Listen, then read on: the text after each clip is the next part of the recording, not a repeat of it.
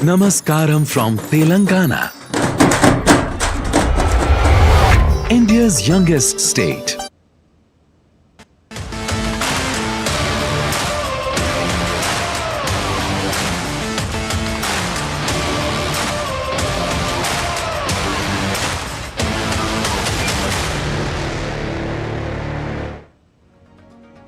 Hello and welcome to a special broadcast on the US Open Final, the final slam on DD India. The stage is set in New York for a blockbuster showdown between Carlos Alcaraz and Jannik Sinner, two young superstars, one final and the chance to finish the season on top. Sunday's showdown will also decide the supremacy in men's tennis. On the women's side, Sabalenka showed why she is the world #1, powering past Amanda Anisimova to lift her second consecutive US Open crown and the fourth major overall. Over the next half hour, we will bring you all the action, analysis and big talking points from the Flushing Meadows. So let's get started.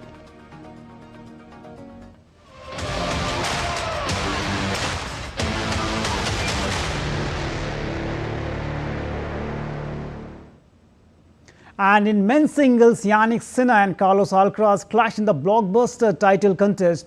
On Sunday night, they have shared previous 7 Grand Slam titles between them. This is the third consecutive major final this year between the two stars. Alcaraz clinched the French Open before Sinner took home the Wimbledon title. In the summit clash, not only the crown but the #1 spot in the rankings is also at stake. The sport's most gripping contest when defending champion and world #1 Jannik Sinner will lock horns with Carlos Alcaraz in the title clash. The top two players will clash in the third consecutive Grand Slam final this year. Alcaraz won the first meeting at the French Open before Sinner came out trumps at the Wimbledon. They have clashed 14 times in their professional career, Alcaraz winning 9 times while Sinner tasted success on the 5 occasions. The past 7 Grand Slams have been clinched by either the Italian or the Spaniard, with Sinner taking home 4 titles. Sinner beat Felix Auger-Aliassime 6-1, 3-6, 6-3, 6-4 in the semi-final to reach his 5th consecutive Grand Slam final. The Italian is only the 4th man in history to reach the finals of all 4 Grand Slams in a single season. He joins an exclusive club with Rod Laver, Roger Federer and Novak Djokovic. The world #1 aims to become the first man to successfully defend the US Open crown since Roger Federer in 2008. Meanwhile, Carlos Alcaraz overpowered Novak Djokovic in straight sets in the semi-finals. The 5-time Grand Slam winner has not dropped a set en route to the final. Apart from the crown, the final will also have one additional prize. The winner will take the #1 spot in the rankings. Sports Desk, DD India. Talking about the Indian participation in the US Open, India's Yuki Bhamri also made history at the Flushing Meadows by reaching the semi-finals in the men's doubles category. Yuki Bhamri's dream run ended when he and his partner Michael Venus lost a tightly contested battle in the men's doubles semi-finals. Yuki and Michael went toe-to-toe with the higher-ranked pair of Joe Salisbury and Niels Kupsi, but ended up losing in a 3-set thriller. Their impressive campaign included a stunning quarter-final victory over the higher-ranked Rajiv Ram and Nikolai Mekty, which secured Yuki a place in the Grand Slam semi-final for the first time in his career. Yuki Bhamri was bidding to become the first Indian since 2015 to win a title at the Flushing Meadows and the first since Rohan Bopanna in 2023 to reach a final. And to break it all down, we are joined by sports analyst Malay Nirav, bringing sharp insights into the mouth-watering finale. And also with us, my colleague and DD India correspondent Abhishek Prasad, tracking all the actions at the US Open. Together we will look ahead to the Alcaraz Sinner and revisit the Aryna Sabalenka's dominant run. So I'll welcome both of you. Malay, first coming to you, talking about this contest, two titans of this generation, Carlos Alcaraz and Jannik Sinner. One is world #1 and other is world #2. So will you call it a 50-50 contest between the two titans of the world tennis, or you will give a slice edge to Jannik Sinner, considering his exploits at the hardcore court? Well, if you look at the way Sinner has played round the year, then of course Sinner is he looks unstoppable. There's no doubt about that. But at the same time, if you're watching the finals, you saw that he was in a bit of a discomfort. And though he says it is all right and he should be fine and so on and so forth, but I don't know. I mean, when you are against Alcaraz and you have been against him in 3 Grand Slam finals in one single year, and that means quite a lot, then of course you want to give everything to it. But the kind of precision and power that Sinner has shown, both precision and power, I think he is going to make it a little tough for Alcaraz. Malay, as you mentioned that the way Sinner has played in this tournament, but if we talk about particularly this tournament, the form of the two players, we saw that the way Yannick Sinner dropped the set 2 times in this tournament, and he also took a medical timeout in the semi-finals against Felix. But talking about Alcaraz, the way a dominant performance and has not dropped a single set so far in this tournament, and we also know that at hard court definitely Sinner is the best player, but in current form, do you think this time around Alcaraz has a chance to add one more title this season, because Sinner has already won 2 and it's time to make it 2-all? You see, when you defeat somebody like Djokovic, then as it is, your collars are up. So that way, and Alcaraz, the way he has played, the way he has grabbed every opportunity here also in the match against Djokovic. He grabbed a break to open the match as Djokovic pushed a forehand long and the Spaniard had a chance to go a double break in the front. And then he knew that somebody was going to crank up to the heat there, and he in fact defeated Djokovic in straight sets. Otherwise he would have been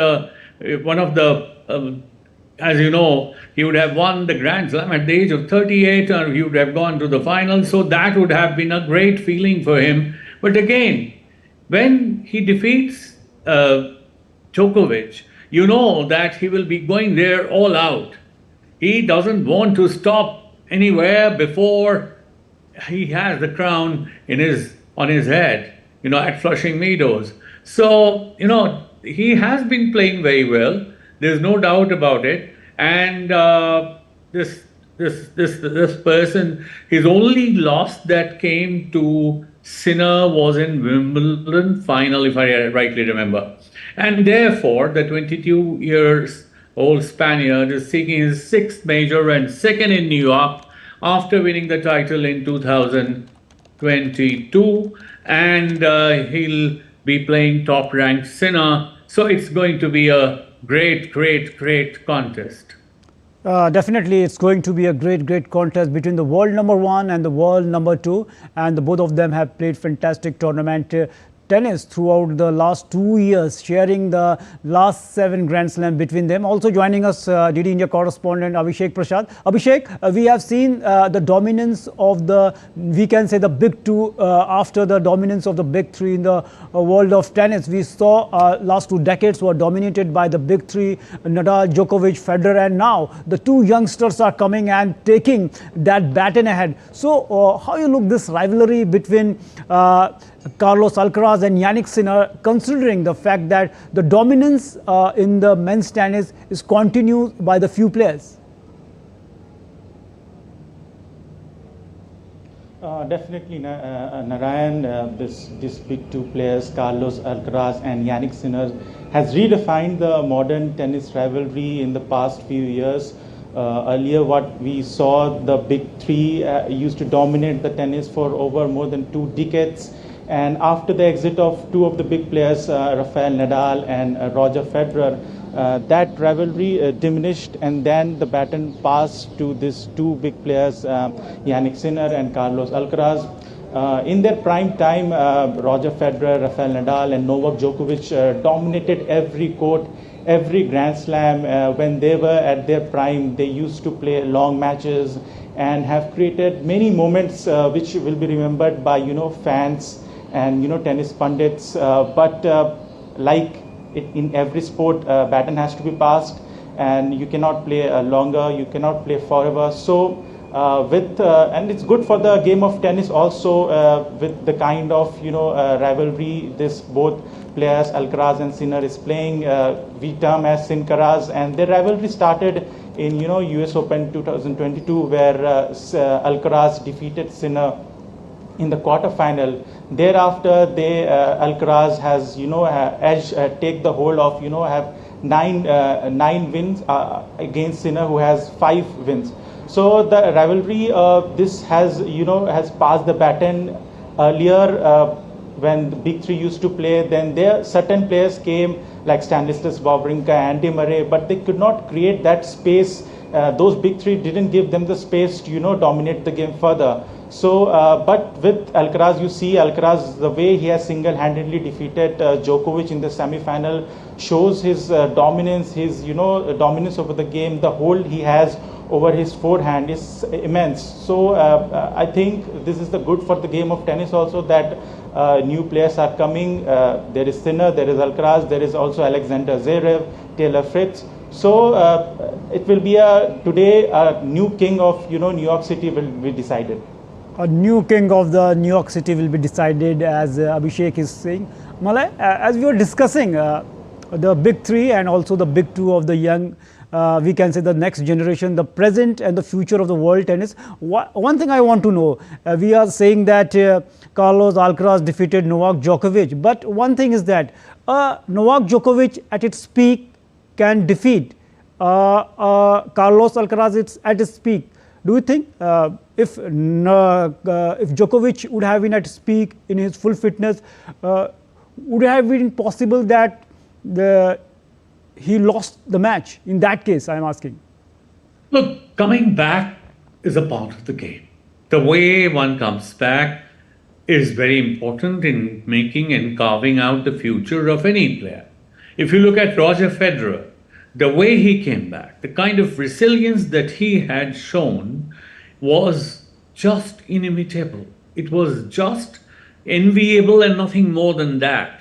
And after that, you have seen others also trying to do the same. Djokovic came back, he performed very well, but don't forget, Narayan, that all things notwithstanding, there is something called wear and tear.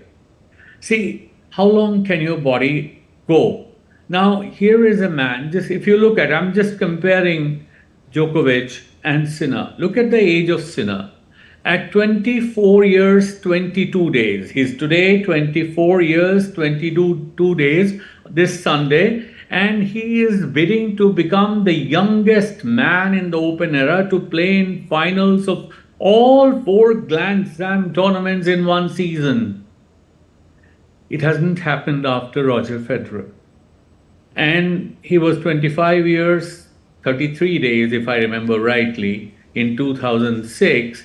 So Sinner is going to beat him if he does that. So he is bidding to become the youngest. And we are talking about somebody who is showing signs of wear and tear, right?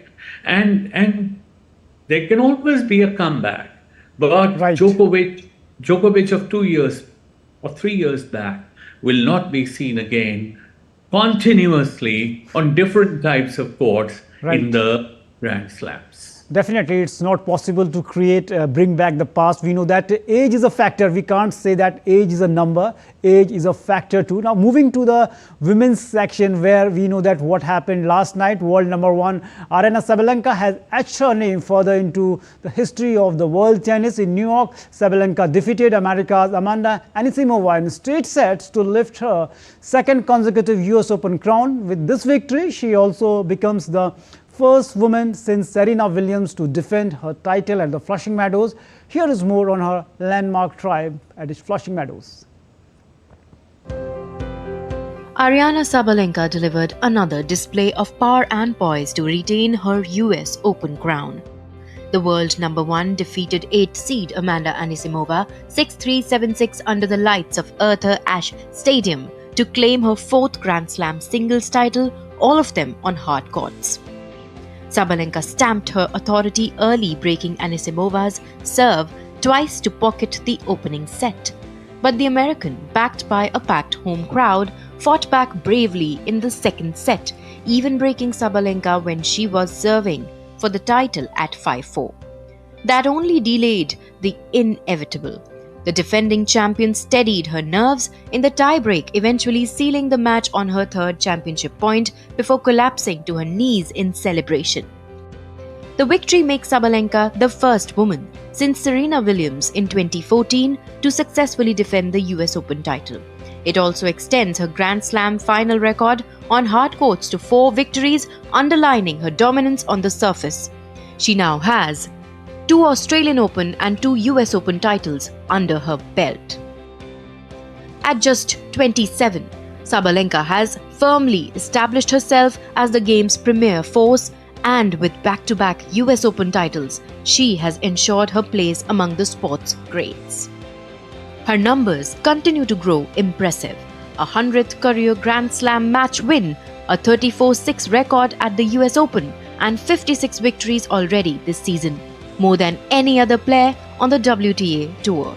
With 4 titles this year, Sabalenka has taken her overall title win tally to 21. For Anisimova, this was her first US Open final. She had stunned 6-time major winner Iga Swiatek and 4-time champion Naomi Osaka en route to the title clash. Despite defeat, her run has underlined her resurgence and her potential to become a Grand Slam champion in the near future. Aryna Sabalenka's triumph not only secures her 4th major title but also reaffirms her as the undisputed world number 1. Sports Desk, TD India. So, Aryna Sabalenka defended her US Open title, and Malay is again joining us on this discussion. We will continue. Malay, before going to this women's singles match where Sabalenka won, I want to ask one thing to you, that if you talk about the men's tennis, in the last 20 years we saw the dominance of the big 3. After that, the Alcaraz and Sinner are there dominating, and if you take a look, the last 7 slams won by these 2 players. But in women's circuit, we see every time a new single winner. In singles, we see witnessing a new winner, whether it is a Sabalenka, whether it is a Coco Gauff, many other players. So how you look this variety in women's section, a new winner, and in men's always dominated by the few players? Well, in the women's section, obviously, as you were very rightly saying, the quality of players that you see on the top, I think it's more evident in the women's section than what you see in the men's sections. Now look at Aryna Sabalenka. She had a bad year of frustration. And now she's defending the US Open. She's going to make history, hopefully. But she had painful defeats to Madison Keys in the Australian Open final, Coco Gauff in the French Open final, as well as Anisimova in the Wimbledon semi-finals just 2 months ago. So Sabalenka ensured that she finished the season with a Grand Slam title with an emphatic display in New York, no doubt about that. But there were others also, as you rightly said, who were trying to challenge her at different Grand Slams, and she was not able to beat them. So it is not as if single or double or triple stars are covering the entire tennis horizon of women's tennis. There are more than 1, there are more than 2, there are more than 3, there are more than 4, there are more than 5. You have very rightly said. Now, if you look at, for example, Anisimova, Amanda Anisimova.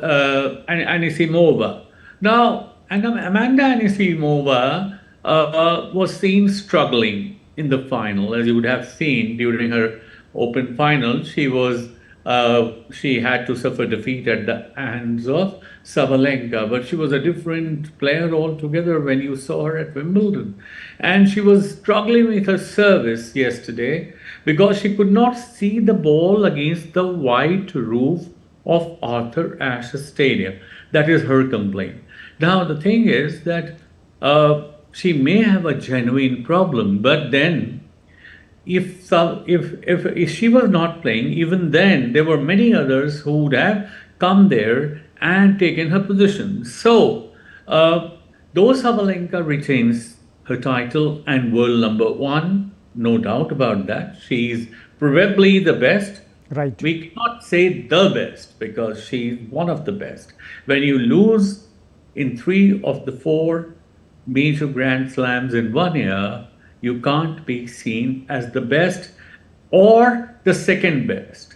Because here also you have other players who come and they just shine and they just disappear under the cloud for some time, rise again.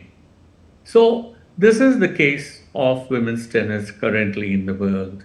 And Sabalenka stands out as a bright star, but I'm not seeing her not getting clouded by other players' feet and style and others' Right. Techniques. Malay, as you mentioned, she's not the best, but one of the best in the women's circuit right now. If you take a look at her credential in the recent past, she won the US Open, and then in the next 2 Grand Slams, in the Australian Open and French Open, she was the runner-up.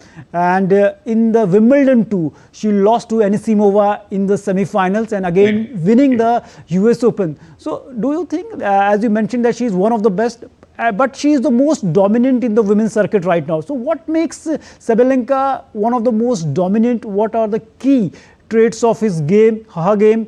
What is how she is handling the big players? She is continuously in the finals and the semi-finals of the tournament. So your words on her, we can say that what makes her different.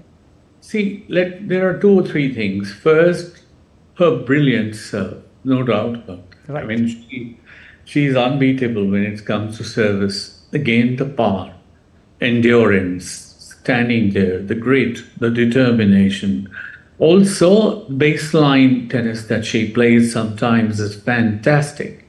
So these are the qualities. Now, there's another thing with her. She is not the one who will give up easily. Even when she lost, and lost not 1 but 3 Grand Slam titles, which she would have won. Right. She was out of the race. She was very much there. But then again, she did not give up and she came back. And this is one of the biggest qualities that you need in a tennis player, where the game is of not only endurance and stamina, it is also a game of skill and patience. Because if it had not been the game of patience, again, I'm forced to take the name of Roger Federer, my favorite tennis player. Right. Because the kind of ups and downs that he saw, and every time there was a down, we thought the up to be evident very soon. Definitely, as you mentioned, that the way things happen, her brilliance, the way she handled the pressure, she lost the many finals, and finally again winning the US Open shows that she is one of the best in the women's circuit. Thanks, Malay, for joining us and giving us a wonderful perspective on both the men's and women's tennis at the US Open. Thanks a lot for joining us. And now let's take a look at the Grand Slams shared by the greatest rivals of the modern tennis. Talking about first, Jannik Sinner won 4 Grand Slams, and Australian Open 2024, US Open 2024, and Australian Open 2025, and Wimbledon 2025. Talking about Carlos Alcaraz, he has won so far 5 Grand Slam, US Open 2022, and Wimbledon 2023, French Open 2024, and Wimbledon 2024, and this year he won the French Open 2025. So both the 2 players are sharing the legacy between them and hoping they will continue what the big 3 has done for the tennis and will take that baton to the next level in the world of tennis. So that's all we have for you on the special broadcast on DD India. The final slam, the US Open final, promises a thrilling finish as Carlos Alcaraz and Jannik Sinner battle for the supremacy, while Aryna Sabalenka has already stamped her authority in New York. Thank you for joining us, and thanks to our guest and our correspondent for joining us. And thank you for watching. Keep following DD India for the best coverage of the sports news. Namaskar.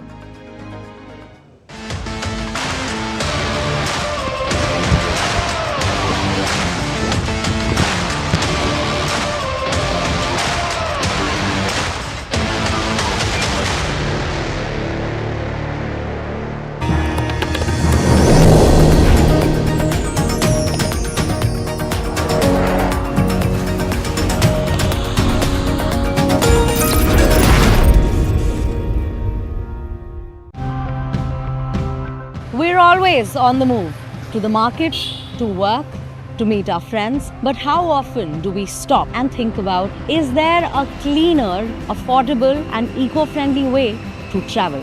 Since switching to this e-rickshaw, I feel so much better. Everything is easier with this battery-powered rickshaw. Our research is focused on a less mature technology, which will